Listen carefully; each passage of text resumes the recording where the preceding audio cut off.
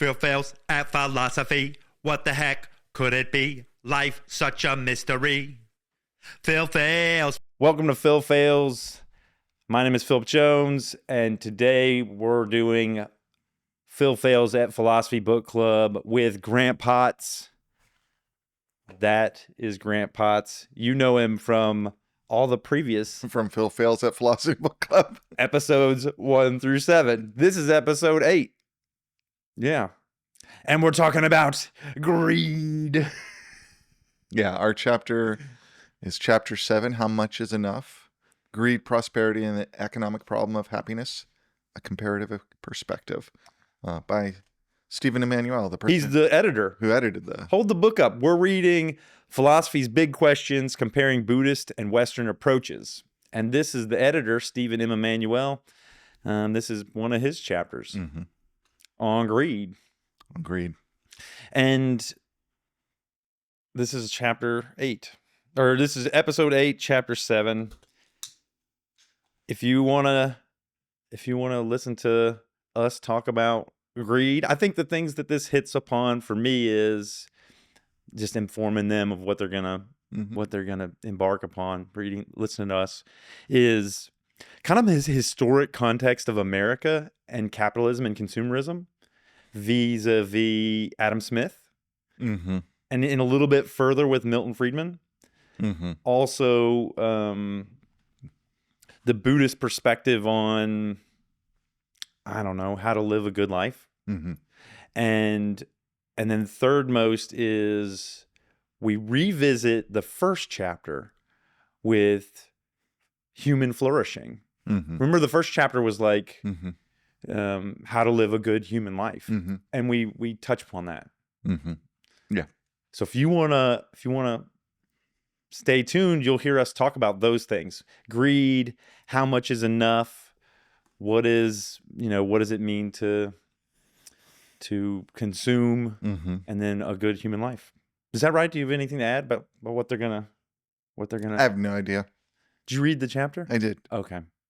But- Grant's still waking up. Yeah, I'm still waking up. I'll make it up as I go. Yeah, he'll make it up as he goes. I'm following Phil's lead. I've got notes. Yeah. Y'all, I took notes again. He's the moderator, so like I just do what he says. Yeah. In fact, nothing I've said here is actually me. It's always just like he just says, "Hey, make sure you say this because it'll get hits." I write scripts, y'all. That's not true. None of that's true. So we're talking about greed. They use this word a lot in this chapter. I mean, the title of the chapter was a lot of words, but it seems to come down to greed. Yeah, it's a curious chapter to me, partly because the Buddhist takeaway of it, seems very. You're right. It's very much like the first chapter. It's about kind of reemphasizing that notion of flourishing, right? In the face of this discussion of what the majority of the chapter is this discussion of, on one hand, Adam Smith, and not so much, I mean, there's a little bit from Wealth of Nations, which is what people know Adam Smith for, and figures like Milton Friedman, like especially those kind of late 20th century economists that put forward this neoliberal model of greed is good as leading to prosperity, kind of often put themselves in relationship to Adam Smith, so it makes sense. But there's an interesting thing when you read the chapter, you realize, partly because he's spending a lot more time with the theory of moral sentiments, right? He does mention that, which is I think a much more, like, I think you understand what Adam Smith is doing more if you engage with a theory of moral sentiments as an aspect of engaging with Wealth of Nations. Yeah. Wealth of Nations is one of those books that is often referenced and rarely read, right? And people are just like, it's the invisible handbook, right? Yeah, invisible hand, which is a metaphor he uses in it. But there's a much more complicated argument he's making in Wealth of Nations that I think is even more framed out in a theory of moral sentiments, and he kind of teases that out without necessarily bringing it to the foreground as much, which I find curious because I think at the end of the day, part of what he ends up showing you is that kind of late 20th century greed is good interpretation of how a free market economy leads to prosperity Yeah. is actually at odds with what Adam Smith was putting forward, right? Oh, backtrack just a second. Adam Smith. Yeah. Scottish economist. He wasn't really an economist. He's a moral, Well, I mean, he's a moral philosopher. And he's one of our founding he's not a founding father, but he's definitely someone who had a big influence on capitalism and consumerism. Previous to Adam Smith, we saw the wealth of a nation through the amount of gold and silver, precious metals that a state had in stockpile. Mm-hmm. It was like, how much gold you got? That was your wealth. Right. And then after Adam Smith, it was more GDP, gross domestic product. Right. How much is this country producing? Yeah, he gets us to, on a political level, in terms of political economy, to focus on not a hoarding of wealth as a path to prosperity. Yeah. But rather an opening up of markets, right? Mm-hmm. Now, he clearly is articulating an opening up of markets as a marketplace, right? Which is a regulated space. Yeah. But it's a regulated space that is, would regulate for infrastructure, would regulate for safety. I actually think if you read like The Economist, that news magazine, Yeah. in terms of today's economic conversation, they still seem anchored in what is a truly classic kind of liberal model like Adam Smith. Okay. But because they similarly will often have like, they're not an anti-regulatory kind of understanding. Yeah, Adam Smith, he believed in the regulation. Right, but the regulation needs to be functional. What you don't do is regulate to protect markets. You regulate for safety. You regulate to create infrastructure. You regulate to manage things to some extent. But for the most part, you have a lot more trust in the human beings to do their thing, right? Yeah. And to exchange. I think part of what comes out, though, is that he has a vision of that working when there's a certain kind of moral community focused on a certain understanding of a good life, which is not excessive gathering of goods, right? So that's part of what I think Stephen Emmanuel is kind of teasing out here, is that like he's really saying that this works not because everyone's greedy, but because they have self-interest. Yeah, Adam Smith called it self-love. Right. Economic growth and progress. But that's different than kind of greed. And that ends up being the interesting thing about this chapter, is it ends up kind of turning toward really what is a much more personal discussion of kind of desire for wealth in particular. Yeah. Desire for goods, desire for things you consume. Yeah. And how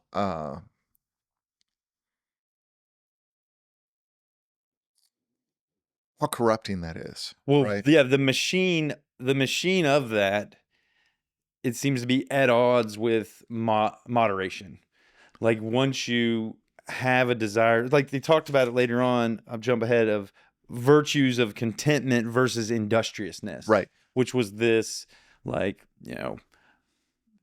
gathering wealth or acquiring wealth for the well-being of yourself and others, versus industriousness, which was like, how can I get more? Right. How can I improve my position in life? And those seem to be really at odds. Right. Because one is happy with what you have, and the other is striving for more.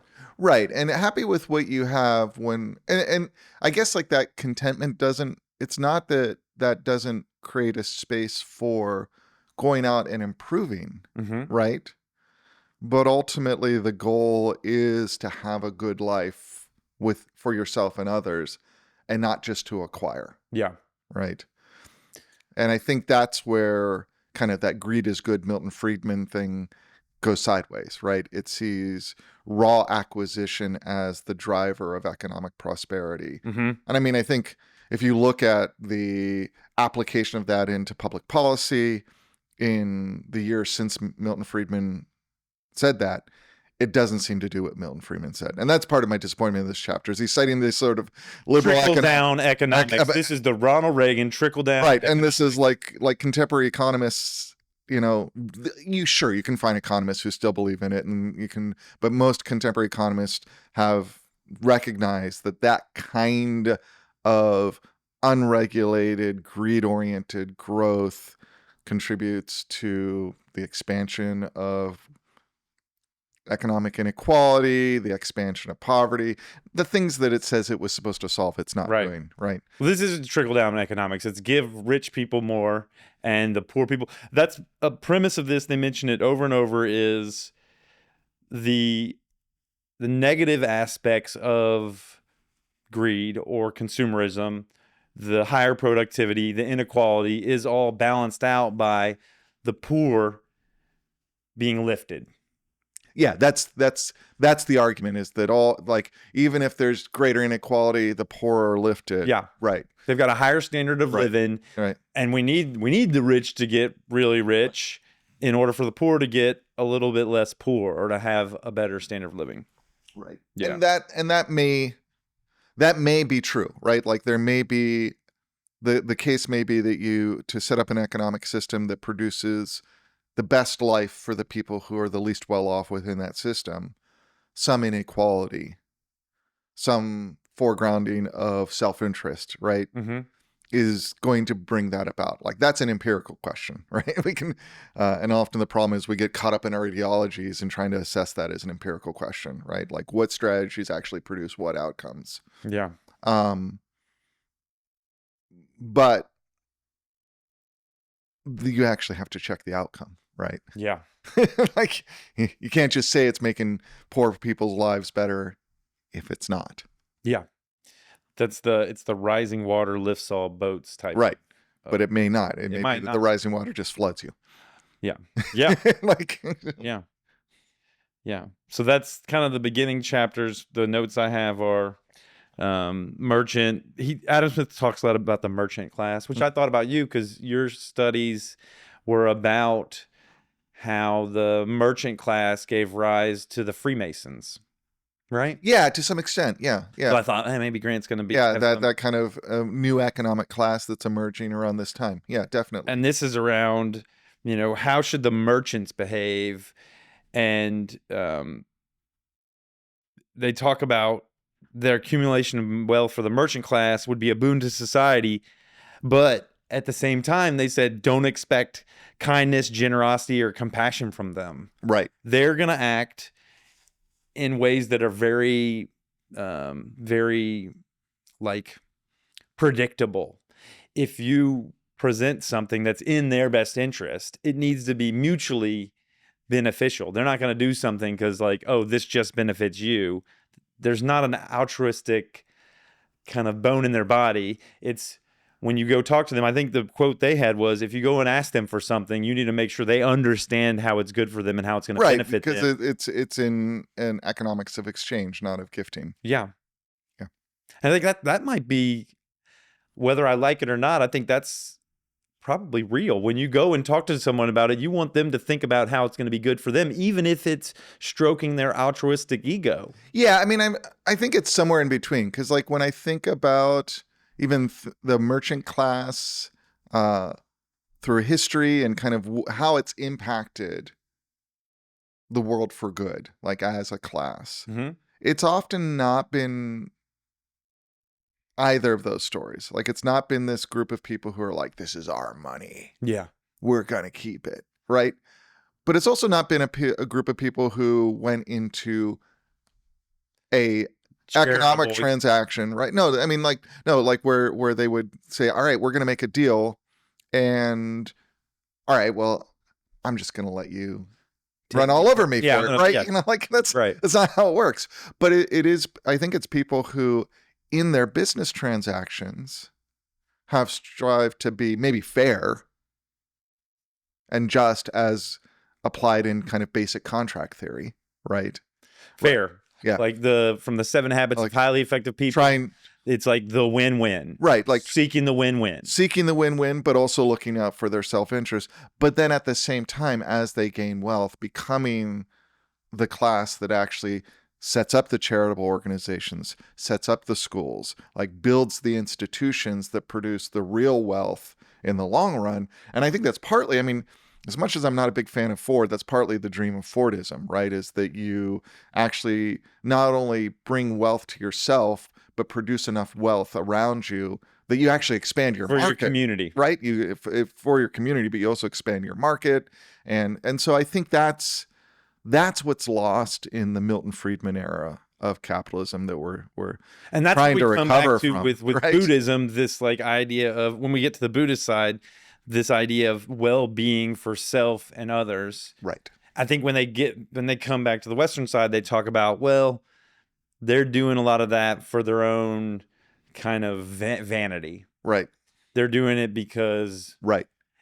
you know what I'm saying? Like, yeah, do it. They put their name on the school because Right. they want to be this big figure in the world. Right. And that's just their insatiable desire for vanity and for, which is interesting because this conversation here happens in the backdrop of the election, where we have one. It's all vanity. Yeah. Well, I don't know about vanity. Yeah, I don't know about vanity, but what I will share is the person who won is someone that has put his name on a lot of things. That's what I'm saying. Yeah. Yeah. Trump puts his name on a lot of things. He's made a career out of licensing the rights to use Trump as a name, putting it on products, putting it on buildings, putting it on, Right. all kinds of, putting it on Bibles. So there's this idea of like, get my name out there into the world. Let me be known in this society. Yeah, and in the process seems to have convinced the world that he is a path to economic prosperity, right? Like because like the thing that strikes me coming out of the election itself is like, at least the preliminary discussions around exit polls is like, who voted for, of course there were the ideologues that voted for Trump because they like his rhetoric. Yeah. But the vast majority of people who seem to have voted for him kind of just ignored the hateful, rhetoric, and just were in a space of like, inflation's bad and we need a change. Yeah. And you ask them what that change is that they see coming, they're like, I don't know, it just needs to be different. Yeah. Right. And so that economic self-interest, or perceived economic self-interest, seems to drive it. But I think this is like what really the discussion of Buddhism gets at, right? Perceived economic self-interest is not economic self-interest. Yeah. That's what allows you to get taken advantage of by charlatans, is when it's all about, I mean, that's sort of, I can play on that vanity that it's not that you want to actually secure a good life for yourself and the people you love. It's that you want to perceive yourself as the kind of person who will secure the mask, right, or something. Good life for yourself and the people you love, and so you're very easily caught up in the image, right? Let's time box a discussion about the election, Right, and the because I think it'll be topical, right, and I think it fits into this, right, in a couple ways that I'll guide us through, and you can guide us through as well. But I want to time box it because I have a feeling that you and I are both anti-Trump, or like we're not pro-Trump. Yeah, I know. And I realize that a majority of America is pro-Trump. Yeah, well, yeah. So I don't want to lose. I don't want to lose the audience. Y'all can still like and watch us if you're pro-Trump. We want this to be a balanced and kind of honest, discussion that's not necessarily bashing anybody, but right. And I think that's not useful, right? That like even from the perspective of people who might think that this is potentially a very dangerous space for the next 4 years for our country, right? Continuing to do that through a strategy of bashing, is not useful. I mean, I think that's a big problem with what's going on now in the political landscape, is this inability to cross the aisle and have discourse and talk to people and understand. And I think right now, the people that are in my echo chamber, I live in Austin, Texas. Mm-hmm. This is a pretty liberal town. And I think and all these people are into meditation and a lot of woke stuff, a lot of like mindful, all that stuff. And the one place where it seems like they lack the ability to have acceptance, empathy, and compassion is with folks that have a political ideology that's different from theirs. Yeah. Yeah. And I think that's a place where they probably benefit the most from applying that acceptance, learning about how people feel about, how did you arrive at that? Can we find some middle ground? Yeah. Yeah. I mean, if I know we said we were going to box it, but we're not. But, I think when I think about what just happened, right? There's part of me that woke up that morning after the election and was like, wow, a majority of my neighbors, Mm-hmm. a majority of the people that I share this country with, Yep. that I have loved my whole life, right? That I have really felt like, for all its problems, led me into a life of goodness, of prosperity, Yeah, good yeah. life, right? These are just your fellow countrymen. Right. That they decided to elect someone who was calling out me and my family as the enemy within, right? That rhetoric was there. Yeah. That What is the enemy within? What, from your perspective, what is the enemy within? I mean, he explicitly started kind of going through the list of people that he had talked, including LGBTQ people, and so yeah. Oh, is that what he said? Yeah. So that's a space within the kind of broader rhetoric that I woke up with. Is just like, I'm a target. It's Like, reminiscent of the Red Scare. Right. It's reminiscent exactly. of blacklisting and right.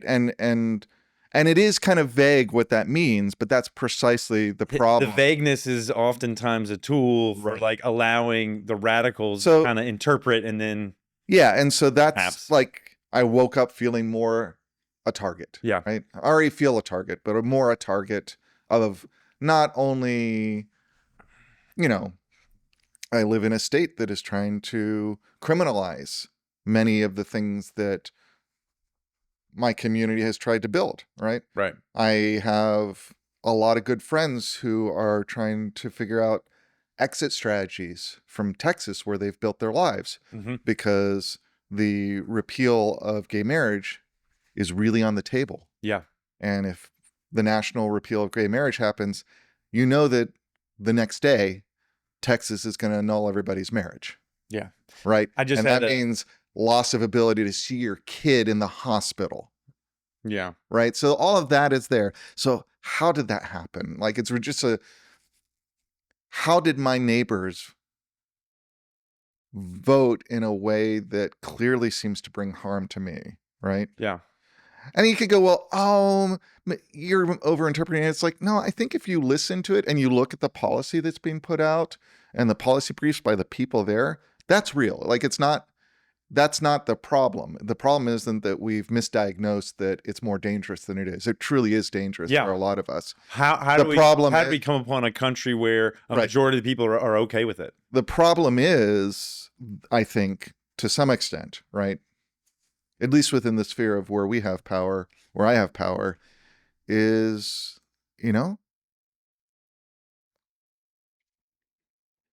we're not making friends with our neighbors.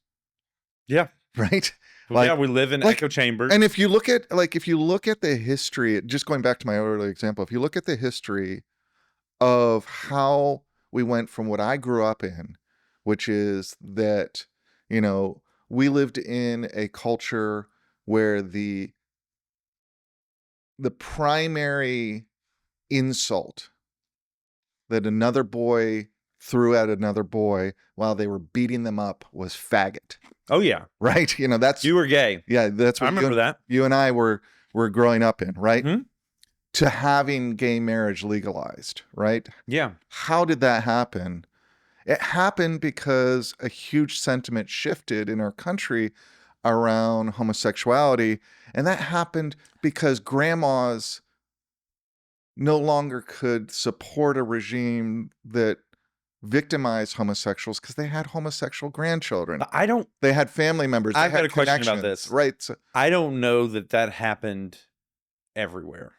I think that happened in cities, in urban environments. I think in countrysides and in rural areas. I don't think that transition that you're talking about occurred. I think you're wrong. Partly because I remember reading the research about this 10 years ago as it was happening, is it was widespread.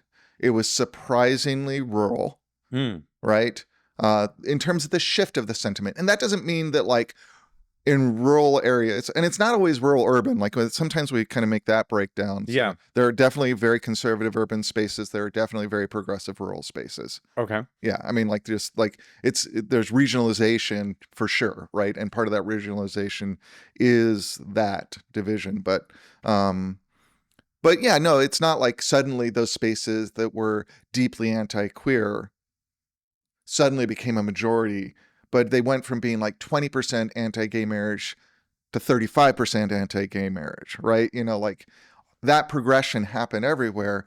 And when you dug into what was going on, the main thing people seemed to be citing as the reason why they shifted was that they had a family member or a friend and they could see the way they suffered.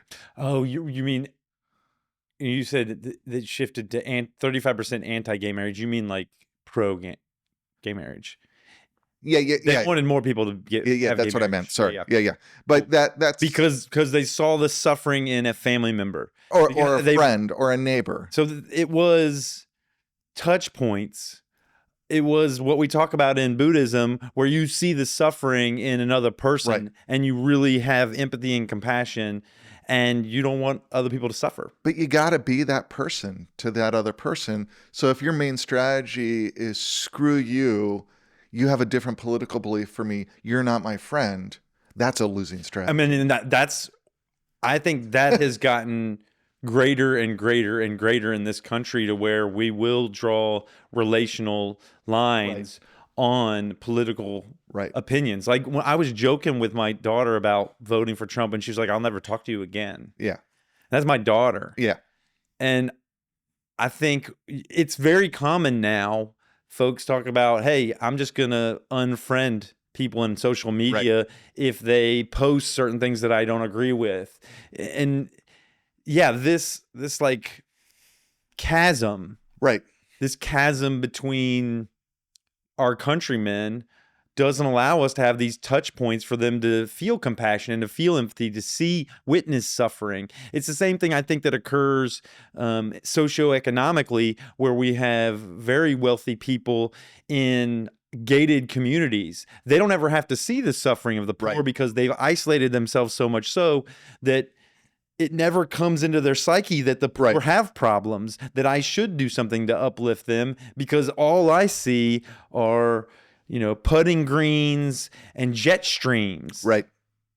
Yeah. No, I think so. Yeah. Isolation is not the strategy. And I think listening, understanding, saying, okay, what was it that drove you to vote if you voted on an economic issue? Yeah. Why did you believe that this would lead there? I mean, and I just think I think we need to just develop different strategies, and I think those strategies need to be relational. I agree 100%. Yeah. Back to Trump, and we can maybe talk about this like 15 minutes more. He wrote a book called The Art of the Deal, and I think about that, which I read when I was in 5th grade. I did too. I thought, like, when I was growing up, I think this might be a part of it. Right. Trump has been a character in our lives, our whole lives. Right. He's been a character in Americans' lives since we were young. He is the kind of like stock character of the Milton Friedman dream. Yeah. What was the Wall Street? Mm-hmm. The gecko, right? Mm-hmm. You mean the movie Wall Street? Yeah. Yeah. Where he says, greed is good. That's the Milton Friedman he talks about. But I think in The Art of the Deal, and the thing we see in Trump's negotiation is not a win-win strategy. It's really like you win when you've taken advantage, when you've gotten the better hand. Right. And that you win when you don't play fair. Yeah. Right. And that is the difference between an Adam Smith vision of economic prosperity through capitalism and a Trump vision, right? Yeah. This vision is take advantage of the situation as best you can, take what you can get, and go. This vision is you need a system that is well regulated, if open, right? If built around having open markets with a set of rules that people can play by, but which they also develop the moral character to honor. Yeah. And I think that, like I think that there's a lot of good that can come from markets, right? Yeah. And free and open markets. But those can't come without character, which is, I think, what the Buddhist argument is too, right? That it's really about Oh, yeah. about Well, they talk about virtues. who you are Yeah. and how you relate to that, Right. and building a community in which that you cultivate those virtues amongst yourselves, right? And then, yeah, wealth would trickle down if the wealthy had the character to share it. Yeah. Like, Yeah. But it's almost like wealth is a like sugar. It gives you cavities. yeah, Wealth it can. corrupts. You got to be careful with it. Yeah. It corrupts because it seems like it leads to this insatiable desire for amassing and accumulating, which is interesting. That was what we shifted from when we talked about wealth of a nation. Right. This amassing and hoarding of Right. wealth. And Adam Smith shifted that to, no, it's actually productivity. And now we have... And trade. And trade, yeah. Yeah. This it's a back and forth. It's a fluid environment. And now we have, when you have a lot of wealth and greed being the underpinnings of your kind of way you move through the world, now you're hoarding and you're kind of like walling off your wealth. Right. And I think about the way Trump is, if all these things are right, if all the stuff I've heard in documentaries about Trump, he would make deals that were maybe probably in his best interest, but seem like they were okay for all the parties, but then he wouldn't even honor his side of it by not paying the people That's what I mean, what he that agreed on. He doesn't even play by the rules. And then he would basic utilize, rules of well, fairness. he kind of would, because then he would utilize the legal system. He would pay lawyers. Right. Instead of honoring the four corners of the document the agreement, he would, use lawyers to figure out how to navigate it. What I'm thinking of is one of the things where he or his family or his business owned these rental places, and they wouldn't rent to minorities. Right. They would tell them, "Hey, we don't have any available," and a white family would come and he would say, "Okay, we do have them available." Or they would say they cost this amount for a minority and then a different amount for a white family. And then they were put to task by the government for those behaviors. Right. And he fought and he fought and he fought and he never pled guilty. Right. He settled. Right. But part of the settlement was never admitting guilt. Right. So there's this part of utilizing the legal system, which is kind of playing by the rules. I mean, that's the rules of but you're sidestepping, I think, accountability. You're sidestepping that responsibility to the well-being of yourself and others. Yeah. And, I think about my experience as a tabletop gamer, both role-playing and board gaming, is there's a certain kind of player who's super competitive, and they say they're trying to play by the rules, but really what they're doing is just constantly trying to find the holes in the rules. Yes. To get ahead. The loopholes. Right? That's not playing by the rules. That's not operating with integrity. That's a form of really attacking the integrity of what always has to be a relatively... no rule set is going to be perfect for every situation. They're just figuring out where there's some gray area in the rules and how can I take advantage of that. And then what you end up with is a game that has to have so many rules just to accommodate all those folks. Right. And that's its own corrupting thing, because then it rigidifies everything and makes it hard for people to act. To where it's not fun anymore. Right. Or you have no ability to manage that, and then you just have these people who ride roughshod over everybody else. And that's where we get back to this it's corrupting. character. Yeah. You need everybody to understand the gray area and the intent, because you have the words and then you have the intent of the words. But folks can look at it and say, hey, these words don't necessarily codify what I'm doing. Then we can argue the interpretation. Right. Yeah. And I think it's sort of, there's this interesting part at the beginning of the chapter where it's just very brief. He talks about kind of the Buddhist concept of self, right? The negative self here, right? That is identifying yourself with what you can acquire and own in the world, right? Right. Right. Where you're just kind of like, you're getting your sense of who you are and your value Right. out of this ability to Amass wealth. amass the world, right? Yeah. And it's wealth is the way we're thinking about it, but I think in the fundamental concept, it's amassing control of the world. It's our desire to project ourselves out and say, this is mine. Yeah. This is me, right? This is my brand. This is like all the things that to some extent we've developed as strategies of productivity, right? Like you were saying at the beginning, of industriousness. Yeah. And that's an interesting way to relate to the world through ownership. And I wonder if there's a way that we restructure through really looking at the world through responsibility, right?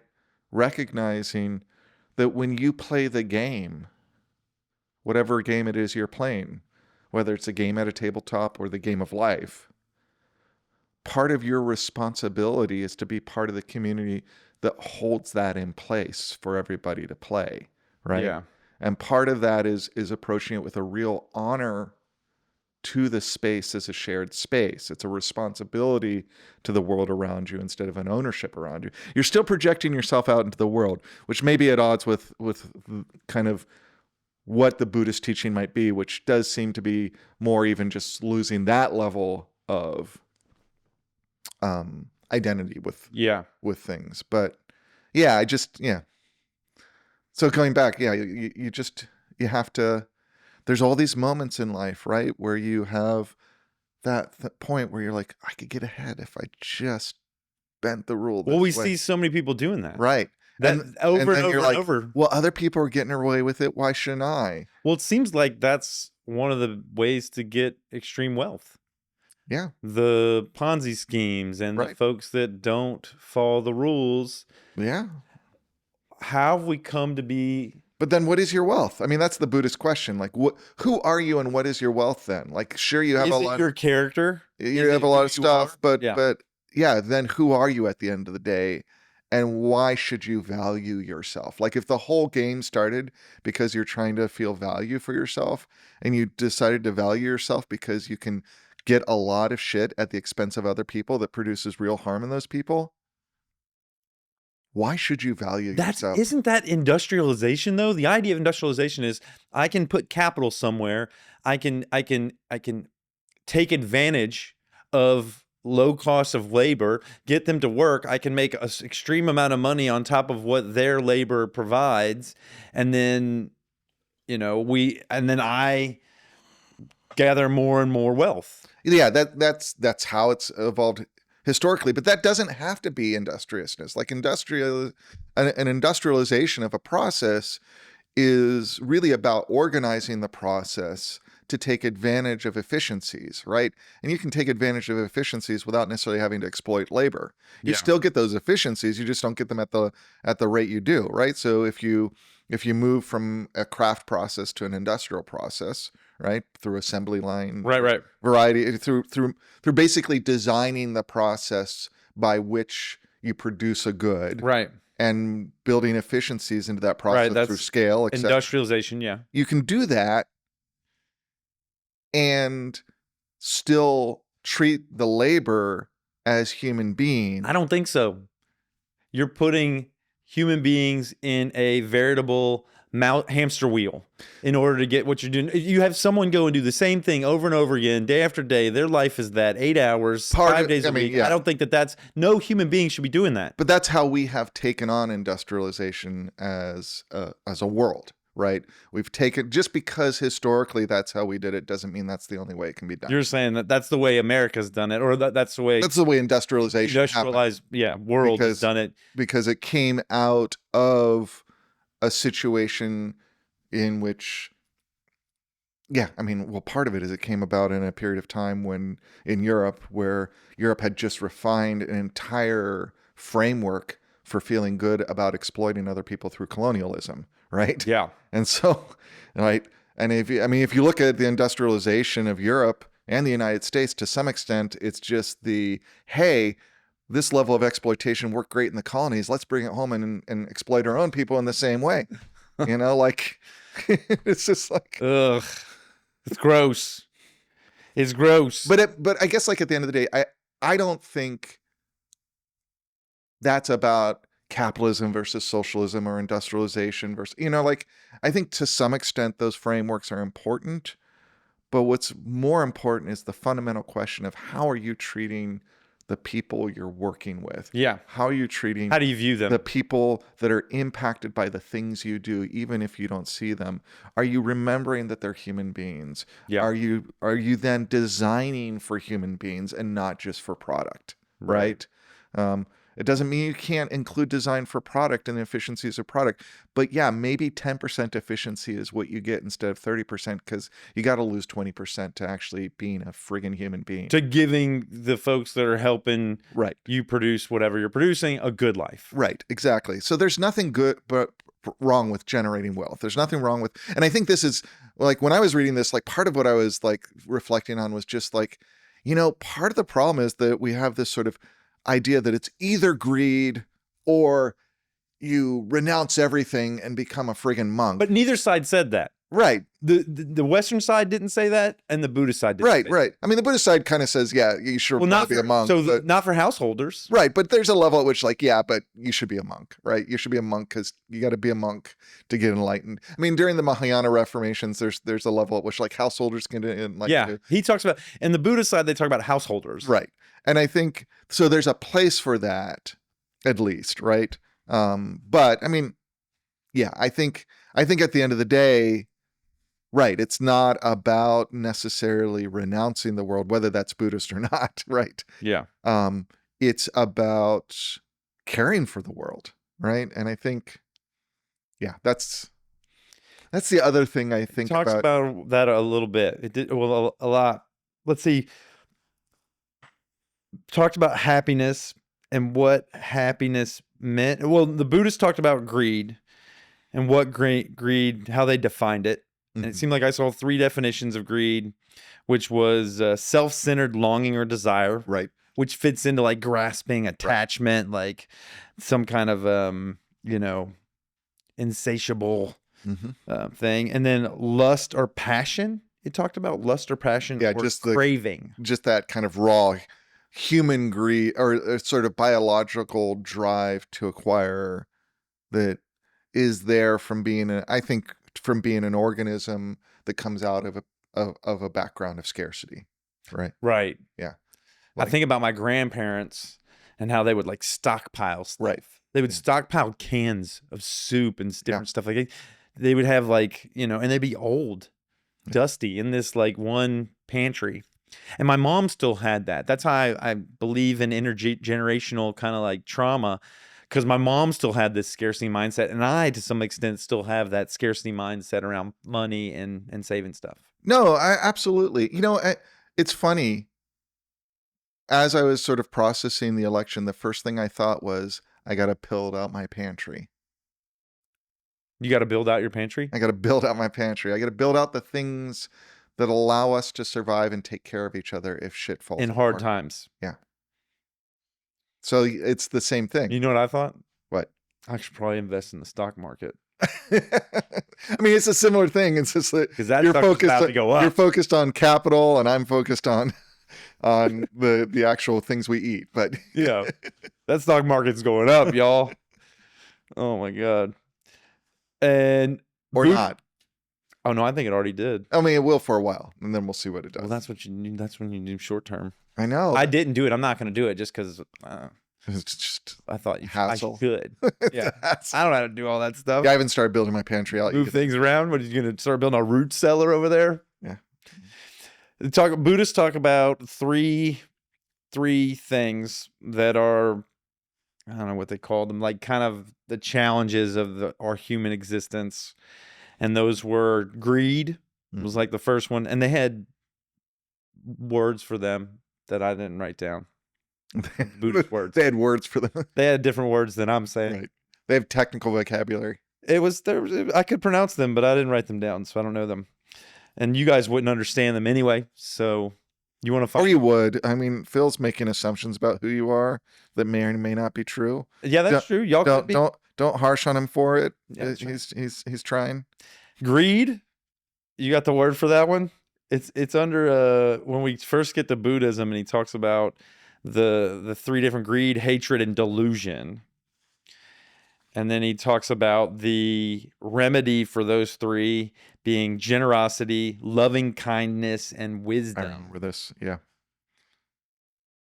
Right before we start talking about the Anana Sutra or Anana Sutta. Is it Sutta? I mean, it's both. Yeah. And right before that, they were talking about there being some kind of like some balance or some weighing of wealth over virtue or wisdom, and saying that people were going for material prosperity at the expense of spiritual, at the cost of spiritual poverty. Mm-hmm. And what you were talking about earlier, that wealth, and what we were both talking about earlier, was that wealth separates people. There's less connection, less socializing when you have wealth. Extreme wealth, at least. Okay, I found the part where you're talking about. What's the word for greed?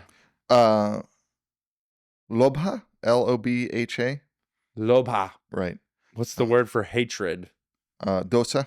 Dosa. And delusion is moha. Moha. I mean, I may be pronouncing those terribly. You guys take it easy on Grant. He's right. Just a normal guy trying to pronounce whatever language that is. What language is that, you think? This is Pali. Pali. And Pali looks like Sanskrit because it's kind of like it's almost like medieval Latin to classical Latin. It's a later version of Sanskrit, but it's what earliest Buddhist scriptures are written in. So, yeah, I'm going to read just briefly this. I don't know if I need to read it. And then go ahead. You want to read it. The Buddhist path to liberation therefore involves an inward transformation of the individual in which the mental defilements, and I just want to stop there, mental defilements. Yeah. And I sometimes what I appreciate about the Buddhist analysis is it doesn't hold back. Like, these things are poison. They corrupt you. Right. They corrupt you. Yeah. And part of what I like the idea about mental defilements is it's not like something that's yours that you're being asked to give away. It's something that's understood to be a way you have come to be that is a poison that has entered your system and your true self needs to remove to be able to reach its authentic selfhood. Like, if you want to use that language of self. It's kind of like an idea of a bug that's gotten on you, or a rash that you've got that you've got to cure yourself of. In which the mental defilements of greed, hatred, and delusion are gradually overcome through the cultivation of non-greed, alobha, non-hatred, loving kindness, adosa, and non-delusion, wisdom. moha. Yeah. And in their positive formulations, generosity, loving kindness, and wisdom. Yeah, I can get with that. Like, I can get with that, right? Like, and I think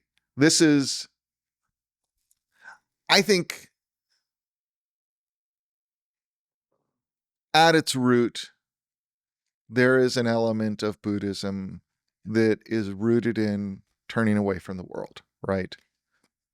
Which I don't find that to be a way to live, right? And there are plenty of Buddhists who have taken that tradition and interpreted it in a very worldly, world-affirming way, right?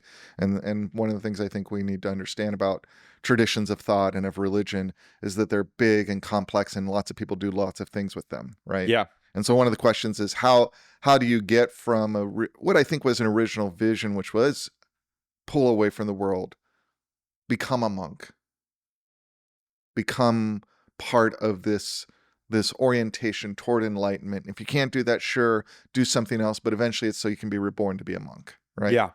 To become the kind of world-affirming Buddhism that you see in a figure like Thich Nhat Hanh, right? Mhm. Who, even though he is a monk, is not saying become a monk, right? Yeah. He's saying find the space in your life to have true happiness, right? Yeah. And I think it's through this sort of incision in thought, right? This ability to really boil it down to these key things. And I do think, like, in my thinking through all the moral philosophy I've read and all, the heart, and both in the philosophical tradition and in the religious traditions, the heart of it seems to be, if you want to have a better world, learn to be generous, right? Learn to not necessarily reject that you have good things or even that you can acquire good things, but learn to share them, right? Learn to give to others without necessarily expecting that return, right? Yeah, when you're in a certain kind of, I'm not going to walk into the bank and say, hey, here's $100, bank, because I'm feeling generous today, right? You got to think about it. Like, Yeah. certain places that are there. Live with loving kindness, right? And what is that? That's to me like, one, kindness, care, but a care that is rooted in your heart, that is rooted in making that connection with the other being as a human being. And then wisdom, you gotta have an ability to understand the world. What is wisdom the antidote to? It's the antidote to delusion. So it's not just sort of, well, I think when we say prajna here and we translate that as wisdom, sometimes we make this distinction between wisdom and knowledge in the West often, where wisdom is this thing. It's like, oh, it's kind of wisdom. And it's like, whether you're right or wrong is important because it's wisdom, right? But that's not how it's understood, I think, in this context. It's very much understood as a form of knowledge, and a form of knowledge that can be right and can be wrong. So you got to get it right. You got to understand the world, and you got to understand yourself, and you have to have that focus on truth along with your focus on love and along with your focus on Generosity. What's not in that is justice, right? Yeah. And I mean, I think that's just good to put there, right? That's one of the things to note. It is part of what Thich Nhat Hanh, I think, says in Living Buddha, Living Christ, is what he learned from the Christian tradition was justice, and the role of justice in building a just world in leading to what he saw as what he was trying to do as a Buddhist. Mm-hmm. But yeah, anyway, sorry to go on a digression there. That's perfect. That's what we're talking about. Next, we get into the Anana Sutta, where they talk about 4 different types of happiness, or 4 different ways you kind of experience happiness. And the first one is happiness from material wealth that's generated from hard work, and the feeling of having enough, like contentment through a day's hard work, a day's labor. The second one is happiness from enjoying material wealth, using the wealth to promote well-being in yourself and in others, your family, your community. That you generate a lot of happiness from having material wealth that's improving the lives of yourself and others. The third one was being debtless, happiness from being without debt, meaning you've fulfilled all your obligations. And the fourth one is happiness from being blameless, which means you have a clear conscience. And it said that the most important of all of those was clear conscience, was being blameless. Yeah, that's living with a clear conscience. Yeah, the happiness of being blameless, which is experienced by those who, because of their generosity and good conduct, enjoy the deep satisfaction of having a clear conscience. Well, it almost like requires all the other ones, probably, like that you have, you've when I met with the Dharmacharya, the Dharma teacher from the Thich Nhat Hanh community, we talked about the Eightfold Path, and one of them is this, or the what is the, oh my God, there was like 5 precepts, and one of them was, that your livelihood, the way you're making a living, is not hurting anybody. Right. That you're not taking advantage of anybody. That there's this and they talked about it in here of blameless occupation. Yeah. There's an interesting aspect, I think, of Buddhist ethics that has that notion of right livelihood, which actually fits really well with a kind of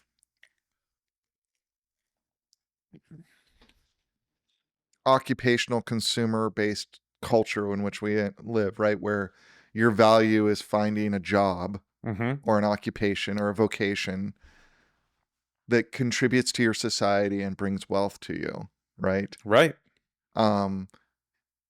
In this kind of consumer culture that we exist in, right? To some extent, this notion of right livelihood, which I don't get as much in a lot of other ethical traditions, that just calls out like that decision about what you're gonna do, or if you don't have a choice about that, how you go about doing what you're gonna do. Yeah.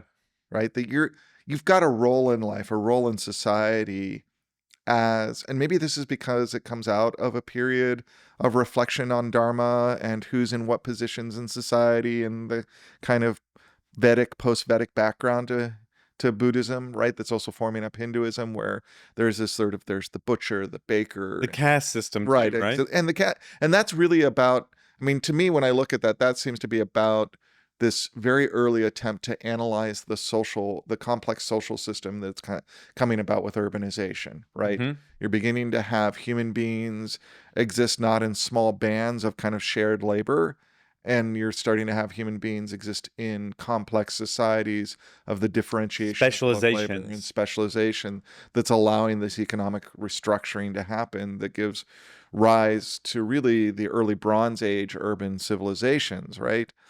And the early kind of theorists, the Buddhist thinkers, and well, they're not Buddhists yet, but the early like Vedic thinkers who are kind of creating that are saying, well, how does this fit? How does this fit in relationship to an ideal of a sacred order, right? A sacred order to the universe, right? And so starts saying, oh, there's people who do this and people do. So you get this early occupational theory of society that people take on different occupations, and in it they work together to contribute to the society. And the kind of dharmic view is like, if we can just get this all right and put these all in the right place and make sure that if you're born a butcher, you know that your role is to be a butcher, you can start training to be a butcher early on, etc. Buddhism rejects that, right?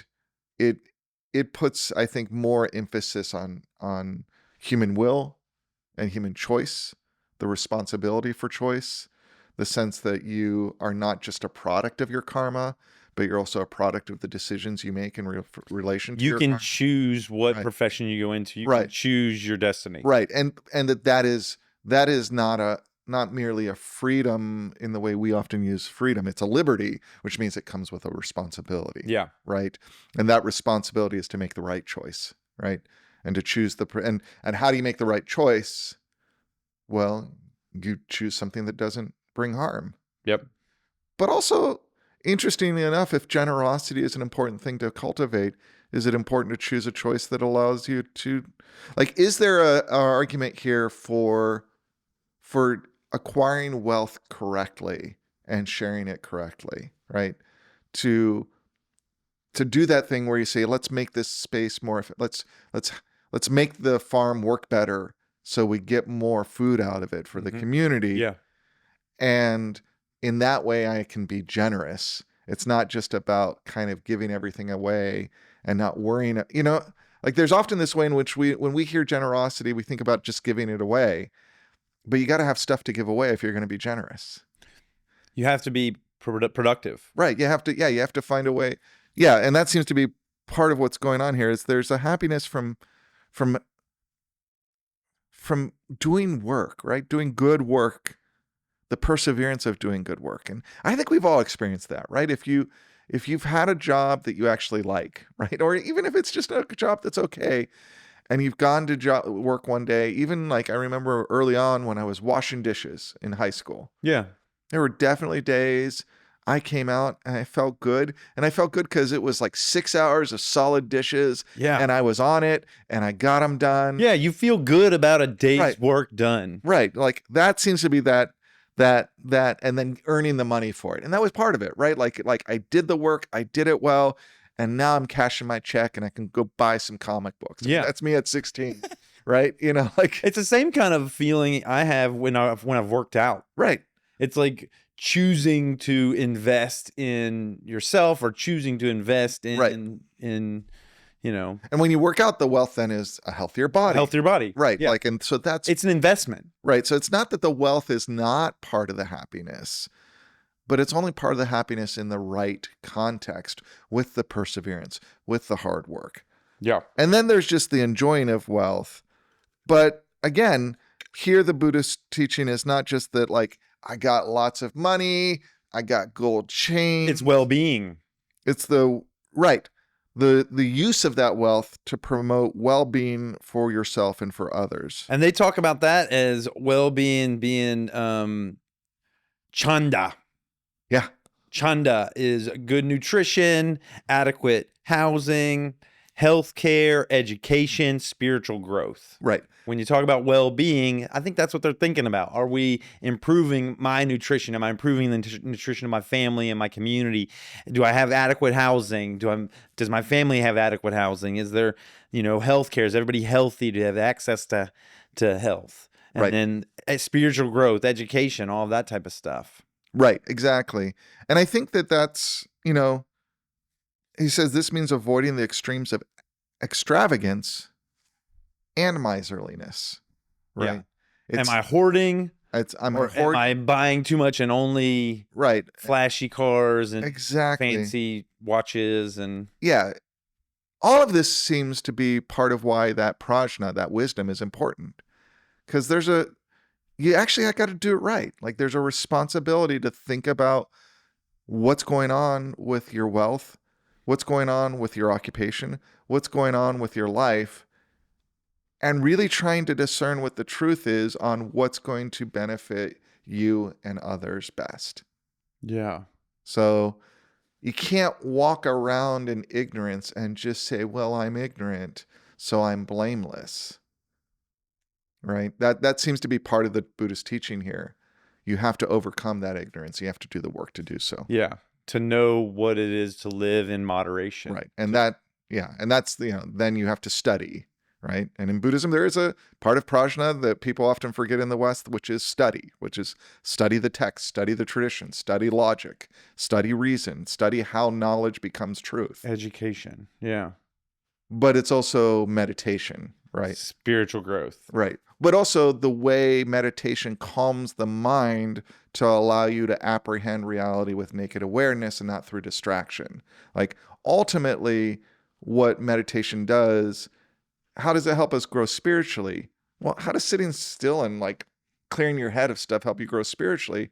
Part of, at least I think the way it does it, is it trains your mind to attend to what is there instead of trying to make another story about it that's going to distract you from having that naked awareness. Being too quick to interpretation. Right.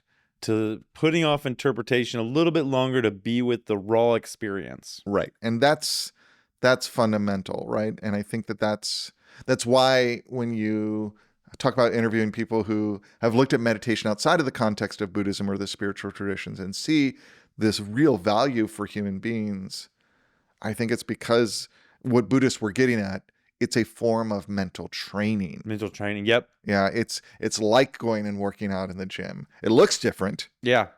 You got a different kind of experience. But you ask 100 people if they want to sit still for, let's just say 5 minutes. Yeah. And I think a lot of them would say that's going to be difficult. I don't want to do that. Why would I do that? Or, Right. it is you have to really say yes to it Right. and commit. And you got to commit, and you got to commit to doing it for the benefit of awareness. To do nothing. Right. And not commit to it because you want to be a really good sit stiller. Yeah. Right. And get to where the I'm a good sitter or still sitter. I sit still real well and have everybody look at you. That guy sits still really well. He's such a meditator. Do you think it matters why? As long as they're sitting still, do you I think they're it does. getting the medicine? I think you need to have that intent, or else there's a way in which the practice can become the distraction. That's probably true. Sitting still That's why, with intention. That's why you have to have the other forms of knowledge too. Like I said, the theoretical knowledge is important too in classical Buddhism. Yeah. It's not just meditation. So because that lets you know how to meditate, or right. There are different ways in which you train your mind. What you practice makes permanent. So you could sit there and sit still and just ruminate the whole time, as opposed to whether body scan, like take awareness to the breath, or right. Or you could get all that up by being like, I am such a good meditator. The whole time just being like, I'm just the best meditator. I just this form had a mosquito land on my nose and it bit me and I didn't even react. I'm the coolest guy. Yeah. Which, I mean, there are probably folks that do believe that meditation is a part of their personality. Yeah. Something that gives them value. I mean, I'm guilty of that. Of course. I think that my meditation practices says something about who I am, and it's something that and it's not something you're guilty of. I mean, I think that's the point. Like, it's that what they're describing as poisons are not things that anyone is immune from. Yeah. Right? So even this sort of language of guilt, like I'm guilty of that. Not to drill in on you, but like it's part of what I think that some of the difficulty in understanding what's going on here is we come from a moral framework which is all about guilt and blame and praise. When actually it's like I've been influenced by that. Right. If you walk this path, if you live in this community, you're going to be influenced in ways that you need to have that wisdom. Right. That's what we're talking about. Delusion versus wisdom. It's like I got some of that on me. I need to brush that off and not buy into that influence. Right. The fact that you have greed is not a moral failing. The fact that you don't respond to that greed by stopping and saying, hey, is this bringing me what I really want? As someone who has the character to take responsibility for how my activity in the world impacts myself and others. That's the potential moral failing, right? If you want to think of, but I don't even know if it's a moral failing. I think it's more of a, like, increasingly, I like it's kind of like a mental health failing, right? It's just like, it's not good for you. Stop and cut it out. Yeah. And it hurts people around you. Yeah. Which gets to a definition of happiness that they provided later in the chapter, where they talked about happiness wasn't really wealth at all. It was the way that society viewed you, or the way your relationships, your communal connections, and your social network. Right. That was wealth. That really struck me.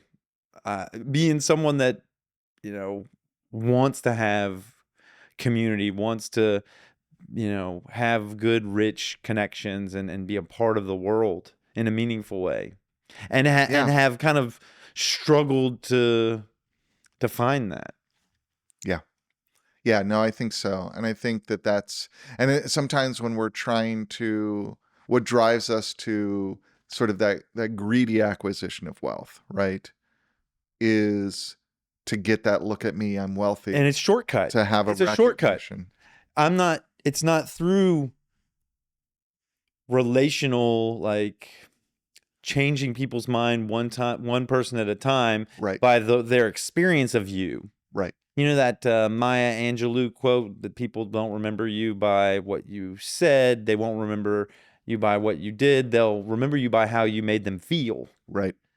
And this idea of like in engaging with people, engaging with the world where they feel comfortable with you. They feel, there's some, I don't know, some like safety or feeling of like that guy's solid or that gal's solid versus, oh, I just see their name everywhere. So it's a pervasive brand that I know of. Right. I mean, and again, I come back to like, what do you want people, what would you want people to remember you for? Like, it's not enough to have people remember you. It's like, how do they remember you? Right. Like, do you want them to remember you just because they saw your name everywhere? Or do you want them to remember you because...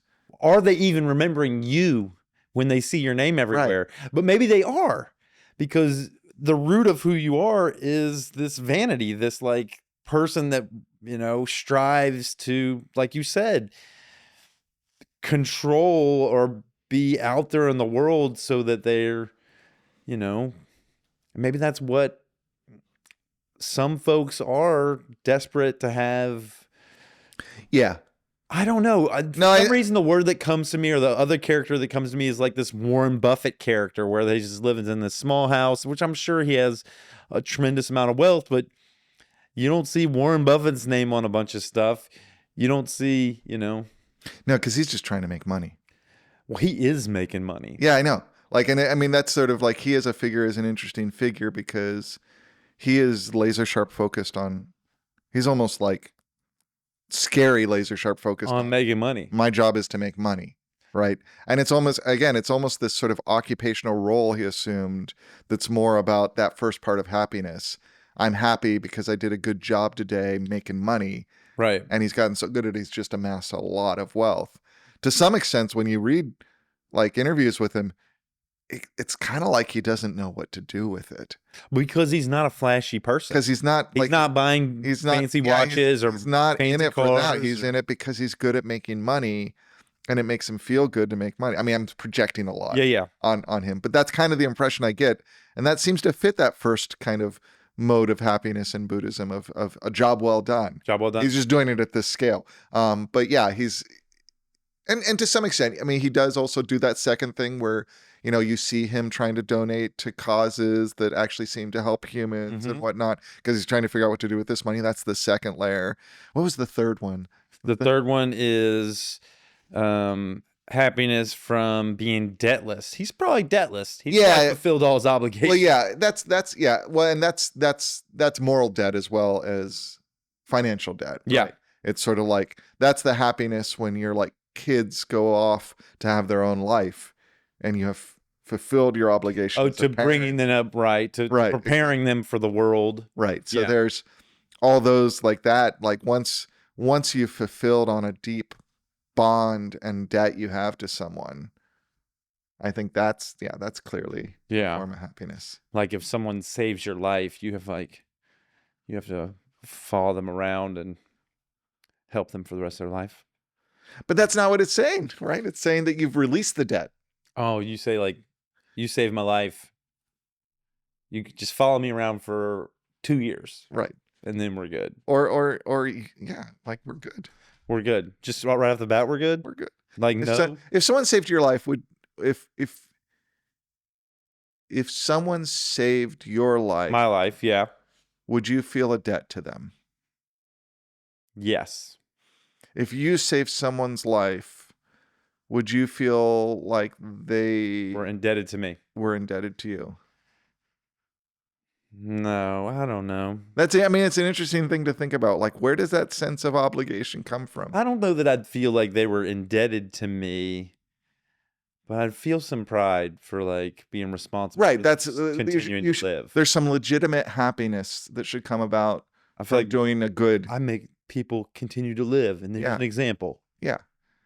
Yeah. I'm not a doctor or anything. Again, like it's just sort of an interesting way to think about things like that. Yeah. All right. Anything else to say on this? Throw out the book time? Oh, are we supposed to throw out the book?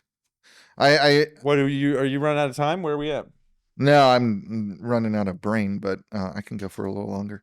Let's throw out the book on this. Let me read this last two lines from the book first. Okay. Because I think given our earlier conversation into the election, this was sort of timely. Okay. The nonpartisan aspect of the Buddhist approach challenges us to move beyond the narrowly defined ideological positions, liberal and conservative, that dominate current political debate. Such views may ultimately prevent us from seeing and skillfully addressing the suffering caused by poverty, inequality, and lack of opportunity for human development. And I think that's the thing, going back to your like, so many people who in, the kind of broader political community, we may find ourselves sort of just seeing the enemy as Republicans, seeing the enemy as Trump, right? Yeah. Whatever's going on there, those might provide obstructions to the work, and we have to deal with that. Or they might be allies for the work, and that would be great. Like, if all is said and done, having had 4 years of this administration before, I'm not counting on it, but I'm open to it. If we can combat poverty, inequality, and lack of opportunity for human development, those are the enemies we're trying to fight. Yeah. Poverty is the enemy, right? Yeah. And I'm always happy to work with anyone who wants to work on poverty, who wants to work on getting rid of suffering. Suffering. Yeah. That's the Buddhist position. Right. It just, Yeah. And poverty is just the word we use for deep economic suffering. yeah. So, yeah. All right. Throw the book out. Throwing the book out. When I think about greed in my life, I think about like, I don't want to tip everywhere. In Austin, it's gotten to where you're supposed to tip at a convenience store. And I'm like, does that mean that I'm greedy? That I'm like, that in my mind, I'm like, okay, well, if I get it takeaway versus sitting, like I only want to tip if I sit down at a restaurant. Like tipping for some reason comes into dana. That the word for it, right, is dana. Why do I, and to be honest, I might be a little, I don't think I'm greedy. I just don't feel like I have enough yet to be super generous, but at the same time, I probably have a lot more than a lot of people. Well, and I also, it's an interesting space because I have a similar response, but I'm less kind of resentful about it. I tend to tip in the service industries where tipping is historically there. Tipping, I think most good economic analysis shows, is an exploitative structure. It allows companies to underpay their workers based on the fact that they're getting tips. Yeah. And so continuing to tip to some extent always contributes to that. But that doesn't help the person who's right there expecting a tip if you're in a traditional industry where tipping is the norm, like in a restaurant, right? Yeah. So I feel like as, an economic agent in the world trying to manage this right, I should tip. And I tip generously when I tip. Yeah. But yeah, the fact that someone programmed a tip screen and they've put it everywhere now, doesn't mean that I have an obligation to tip. So I don't think that's greed. I think that's partly a form of resistance to migrating us to a set of economic structures that basically take one of the most exploitive industries we have, which is the service industry, which, the fact that it's so exploitive is, I think when I think about it is like when I talk to my students about what they're trying to get out of by going to community college, like half of them are trying to get out of the service industry. Yeah. Right. So why should we migrate that economic structure into these other spaces and make them even worse? So that's why maybe this is all a story I've come up with to justify my greed and not wanting to tip. But that's why I've resisted that expansion of tipping culture. And that's why I really love places like Black Star that are like, we don't take tips. Yep. We just pay our people a living wage. I like that. Yeah. Just charge what you need to charge for the food. But I do have to remind myself when I'm looking at their menu, I'm like, oh yeah, like this doesn't have that 20% markup. That's why this burger is $20. Right. Yeah. So. Yeah. Where does greed play into your life? Oh, I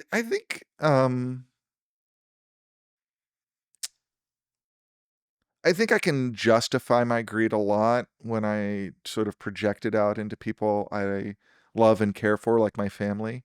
Like I'm not acquiring it for me. It's for my family, right? I think that's, Ah, like that, those are the kinds of spaces there are. Um,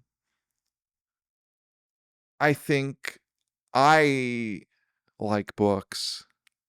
you like books? I like books, and there's a greedy acquisition of, Insatiable. like, I just want to, like, there's a level at which I feel good when I acquire things like that I love, right? And I think at the heart of it is like I'm currently rearranging our entire living room because we're putting in some new furniture stuff and having to go through my entire library that's at home, which is only half my library because my other half of my library is at work. Like this is the point I'm at, is that if I had to bring my books home from work,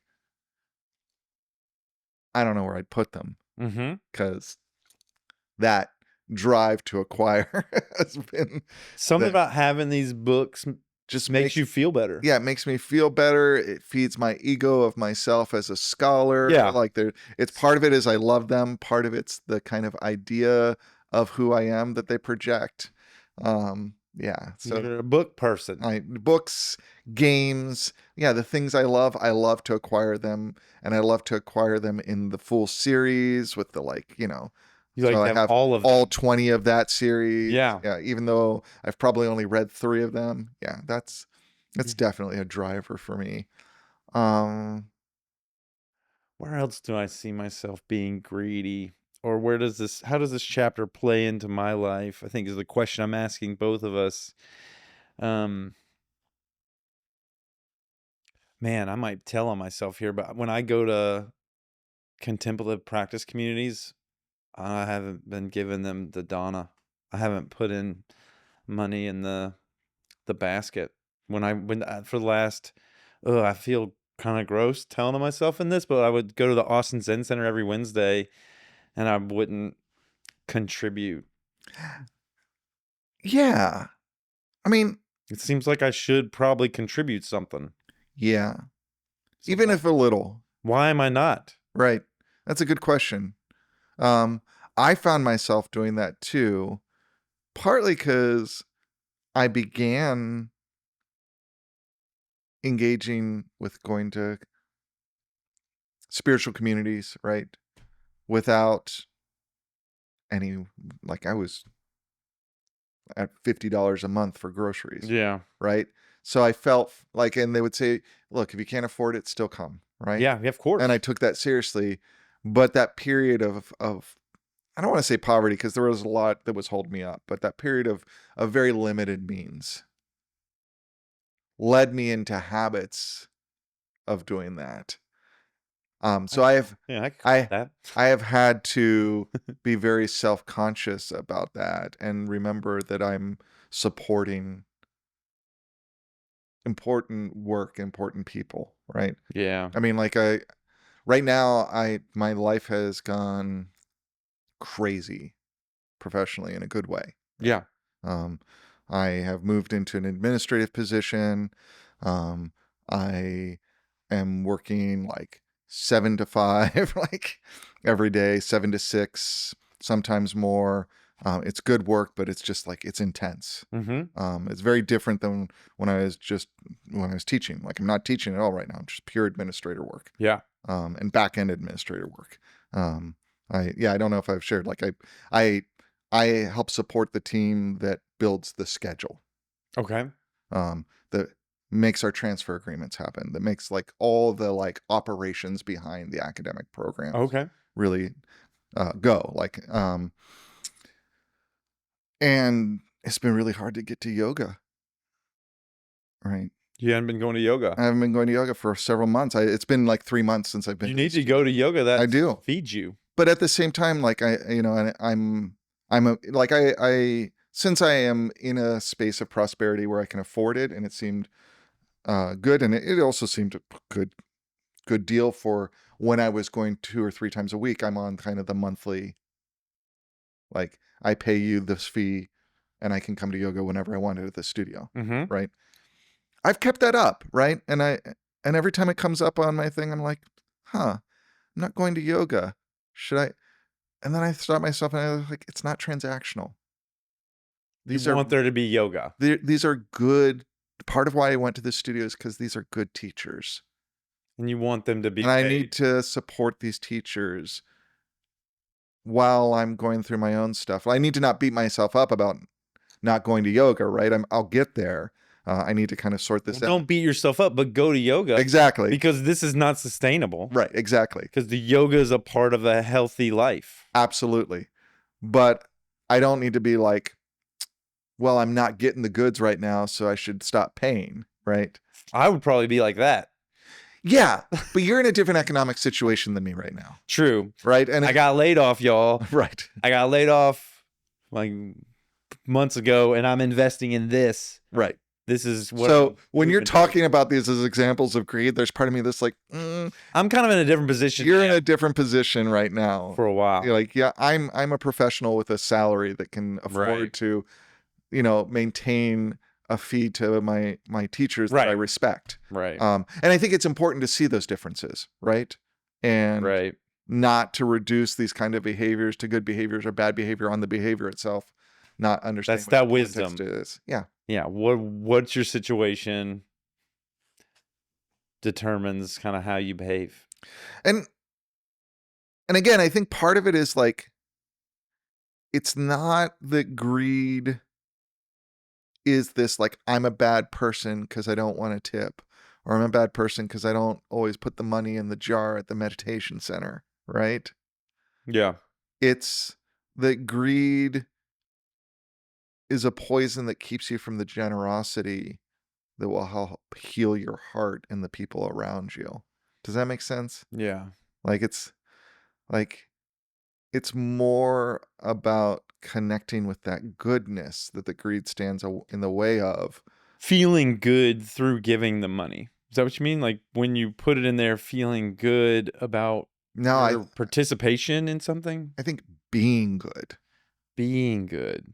Being good, not feeling good. Feeling good is good, right? That's part of the happiness that comes. Being good. Being good, right? Like we often talk about feeling good or looking good. We'd be served better if we focused on being good. A virtuous life. Right. Yeah. If given the opportunity, I want to be good. Mm-hmm. Most people do. That's what's surprising. And I've found some level of discipline. Even if they want to be a villain, they want to be a good villain. They want to be a good villain.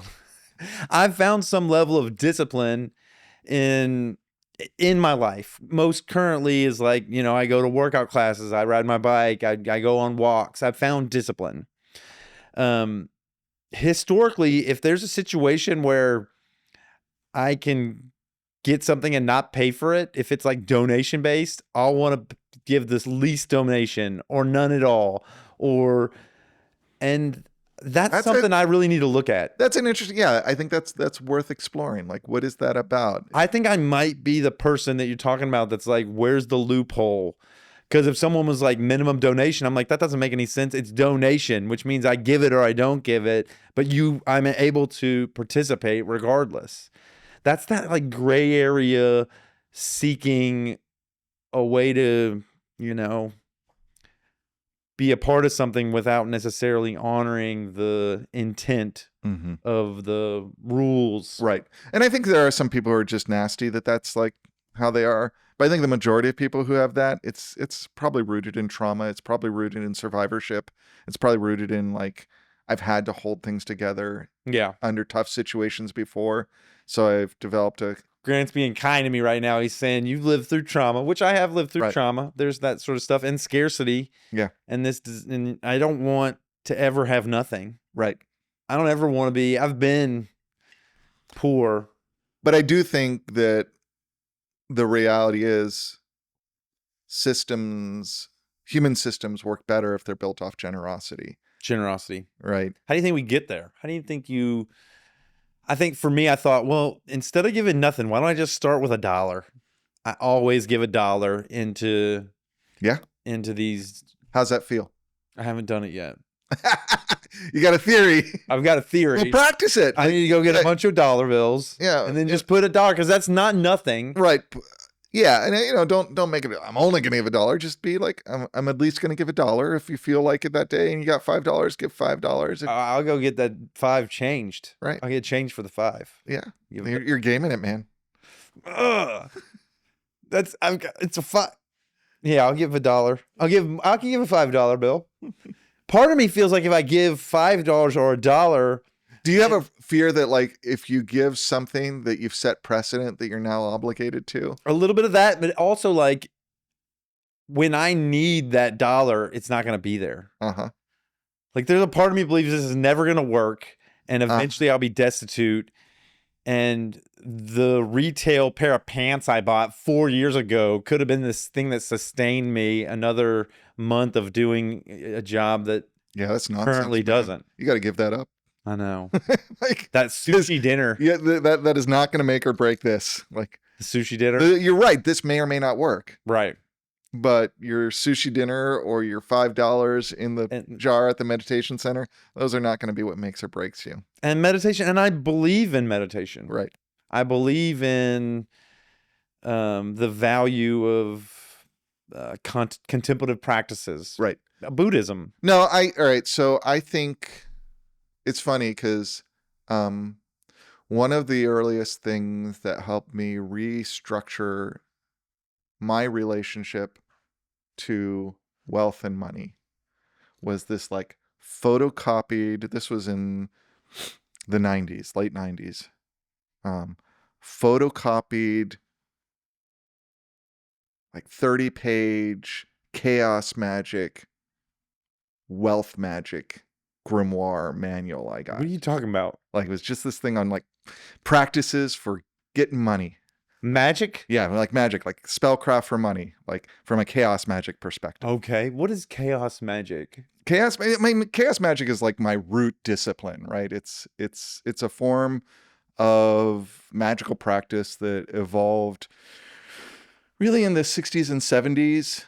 That was kind of like results-oriented spiritual discipline, results-oriented magic. Like, what is the goal?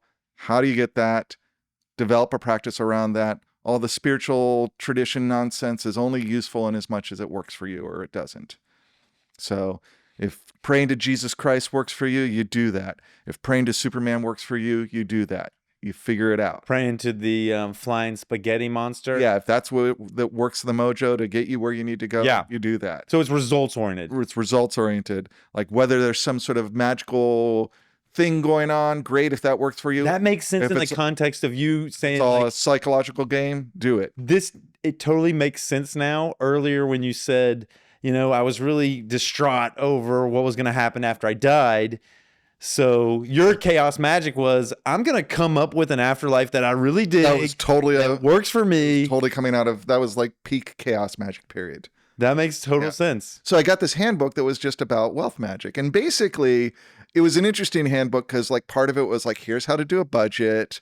Here's how to like think like sort of, if you want to get money, here are the spells to do so. Like balance your checkbook, maintain a budget, etc. But then there was this whole thing about remapping your relationship to money, right? Yeah. And that a lot of people have problems with money because they have made money a kind of moral issue for themselves, right? And having money is bad. Eat the rich, right? Like that. If you have money, you're a bad person.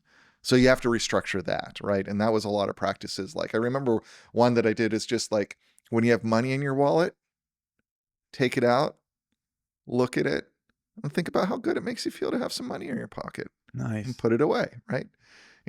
Write yourself absurd checks. Like, I'm going to write myself a check for $1 million and then burn it up in the candle flame. That's what Jim Carrey did. Right. He wrote himself a check for $1 million when he wanted to become successful in acting. And, right. And he dated it like a year later or something, or some few. Yeah, and that had a real profound effect on my relationship to money, right? I began to no longer resent money, but to see it ultimately not as something to acquire or something to like avoid, but as an energy to take in and help shape the world in the way that fits my truth, right? And for me, that truth is like, I don't know if all of us should be loving, kind, caring people, etc., right? I do tend to think that's root of what it is to be a human. I might be wrong, right? I do seem to run into some humans who they are seems to be not that 100%. And it's not that they like had some trauma that sent them sideways.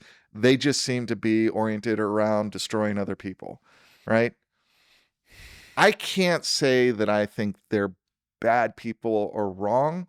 I can say they might be dangerous enough for the rest of us that we got to figure out how to deal with them. Right. Right? Like I can say that. Right. But that kind of moral judgment that's fundamental. I still honor them as human beings, and in some ways, like a human being. The same way you would honor a snake. Right, exactly. That slithers. Right. The same way you'd honor a tiger that eats, right, bird babies or something. But I don't think that's who we really tend to be as a whole, right? Like we're social beings. Right, exactly. I think the predisposition is probably to behave in a social situation in a way that's helpful for others because we had to be social to survive, I think, evolutionarily speaking. So yeah, the way I relate to money is much more like that now, like where I'm really happy to be paying to support my teachers even when I can't make it. The yoga teachers, yeah. And I'm happy to be in a place in life where like a patron. This is like a patron's And patron's happiness. That's kind of that happiness they were talking about, the second form of happiness of having wealth and using it well. That's real. I think that's real. And that's part of my restructuring of my relationship to money, to have so I guess at the end of the day, it's not about rejecting wealth. It's not about rejecting money. It's not about rejecting prosperity. Mm-hmm. It seems to be about having a different relationship, but part of that relationship is taking responsibility for that wealth, for yourself and for others. That seems to be what you're going through all over, right? A lot of what you're doing, it seems, is trying to figure out how to reconfigure things so you're better at being a good person. Yeah, for sure. And probably what I think is rightfully the case, you need to begin at home, right? The first thing you need to learn how to be good to is yourself. Yeah. Right? That doesn't mean you need to put off being good to other people till that's done, but to a certain degree, a big focus needs to be there. I do think like a kind of self-effacing goodness is a recipe for disaster. Partly because in my experience, when you watch people who are like truly self-effacing. What is self-effacing? Like where you deny yourself for others, where you. Oh, yeah. Right? Yeah. Like. People pleasing at your own expense. Right. Those people actually seem to go sideways pretty often. Yeah. And become. Well, there's like resentment, right? A lot of stuff that like it builds up, that simmers underneath the surface. So I do think that like part of it is. But once you manage your own house, once you clean your own house, nurture self-compassion, self-empathy, all of that stuff, this is not what I imagine, and probably what I've looked into.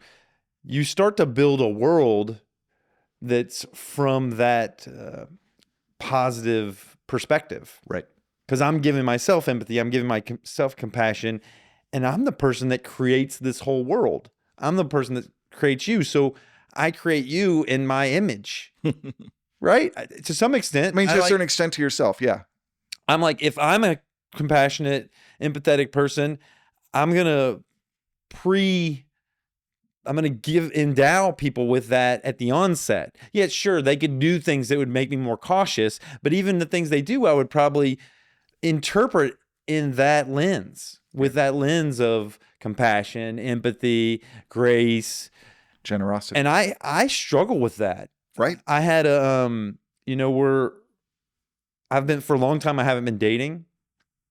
I took my stuff off of dating apps and I reconnected with someone and in my mind, I started thinking, is this a romantic partner?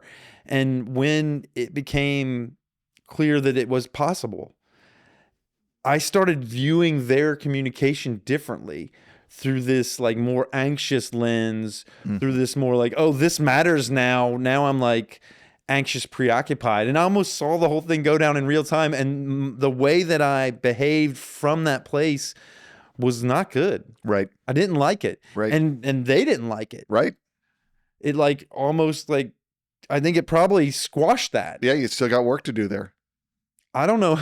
That might never change though. I don't know how you change your attachment style. Patience. Because my experience has been with folks that I don't, oh man, this is not the right word, but when I don't have that like intense desire like that, what's the word? What's the right word? When I can be more nonchalant. When I'm more nonchalant, things tend to like happen where there's greater connection and there's Right. more attraction and all of those Right. things. Because When I you're like, coming from a space of equanimity instead of grasping. but I grasp still, Grant. Yeah. It's hard. I grasp. It's hard, especially, well, and I think that is part of like when they're talking about that biological desire, right? Which, if I remember correctly, you said is associated more with sexual desire than a desire for food, right? That grasping, yeah, it's part of who we are. You know, it is an energy that can get in the way pretty severely and is hard to let go of. Yeah. That's why it's such a big part of Buddhism. I mean, that's Buddhism. Right. And Grasping, attachment, craving. yeah, and we're looking at a tradition that ultimately says, yeah, the solution is, yeah, you can be a householder, but you need to leave everything behind and go meditate for 8 hours a day and study the scriptures, right? You know, like there's a pretty high bar that's not, you know, and even if you don't go to that narrative, it's a tradition that says this may take several lifetimes. Is that unique to Buddhism? patient. In Christianity, they're like, hey, you need to read the scripture. You need to be contemplative. You need to think about the Bible, right? I mean, this is not unique to Buddhism. No, a lot of, I mean, to me, that's really a warrant to how hard the work is, right? How hard it is to get that rash of influence off of you. Yes. Because our society is almost in alignment with some organism predisposition. Right. The organism wants to grasp, wants to, you know, and so shirking that, right, it takes a lot. Yeah. You're almost retraining your natural default mode network, if you will. Right. And that's hard. Yeah. I do think it's, though, part of it is about developing intrinsic motivation instead of extrinsic motivation for why you do things. Internal referencing versus external referencing. Right. And that allows you to combat vicious incentives better because you're making decisions based on where you're coming from, not what you're trying to That's the get in the moment. Invest in your own house first. Right. So clean your own house, and then from that place, then once you've got a clean house, you can look to that house for your resources. You can look inside for your guidance. You can look inside for your... Yeah. No, exactly. Now, I think you can become as obsessive about having the clean house too, right? It just needs to be clean enough to get on with the work. This is moderation. And then part of the cleaning of the house, because who you are is not a person in isolation. Who you are is a person in relationship. So you're never going to be able to pull away completely and just look at this because this exists in relationship to you, exists in relationship to the others. That's that influence. Yeah. Yeah. This is greed. We're talking about greed today, y'all. Greed. This has been Phil Phails. Do you have anything you want to say about greed? Yeah, I mean, the last thing is chocolate. I do, like, Halloween just happened. There's a lot of chocolate in the house. It's really hard for me to not just stuff my face with it. Chocolate Is a source of greed. Yeah. It doesn't matter. Like, I do like good chocolate, but like it doesn't matter. It's like sugar, horrible plus chocolate. Is there horrible chocolate? I mean, I'm not a fan of some chocolates, I guess. Like, I'm a dark chocolate guy. Yeah, there. Like milk chocolate. I do like milk chocolate. Oh, you do. But there are some like really waxy chocolate. I'll tell you, there is waxy, flavorless hot fudge. If I get like an ice cream, a hot fudge sundae, and it has that, I'm angry. You're angry. I'm just angry. You're angry. I'm just like, If you wanna piss Gran off. like, I'm just mad. Oh my god. Like, there's certain foods that like I don't eat a lot because if they're not good enough, I get mad. So I just avoid them unless I know they're really good. I've been good about the candy stuff. We've done Switch Witch for a long time in my house. Great. The Switch Witch. If you guys don't know about the Switch Witch, I've created this whole narrative in my family that weeks before Halloween comes, in the middle of the night, I hear a Switch Witch. She visits me. Oh, I hear her in the distance. She goes, clickety clack, ga ga ga ga ga ga ga. I think the ga ga ga ga ga ga ga is her laughing. I don't know what the clickety clack is. Maybe like the chains that are on her witchly attire. And I tell them, my daughters, about that she's been visiting the area, and they know that means that the Switch Witch is gonna take some of their candy, most of their candy, all but 5 pieces. We didn't do it this year because my kids are getting too old for Switch Witch. So you took all but 5 pieces of their candy? I have, historically I have. And would you do Well, I that let them candy? eat the day of Halloween. I let them gorge themselves. Right. Okay. They can eat as much on that day. I'm not that, but inside I'm like, this is horrible. I don't think any human being should have that much sugar. I think this is all just like influenced by big candy. You know, these big businesses that are really, it's not good. Like, you shouldn't have that much candy, not that much sugar at no point in your life. But what are you going to do? They love it. They sneak it when they're walking. They're like, and so I've just said, I'm letting it go on Halloween night as much as you want. But after that, it's the Switch Witch's candy. I let them choose 5. Right. They'll often choose 20. And I'll be like, okay, we got to pare that down. And they're like, but yeah, after that, they get 5 pieces and the Switch Witch gets the rest. Nice. And the Switch Witch brings them back. They switch that candy into socks or underpants or something that they need. Something that a small child be totally delighted by. Awesome. Yeah. Socks and underwear. Yeah. I could probably make that more exciting, that part of it. All right, I gotta go. Okay, let's wrap it up. This has been Phil Phails at Philosophy Book Club with Grant Potts, episode 8. 8. We've done 8 of these. We've done 8 of these. We've been talking about greed and human flourishing.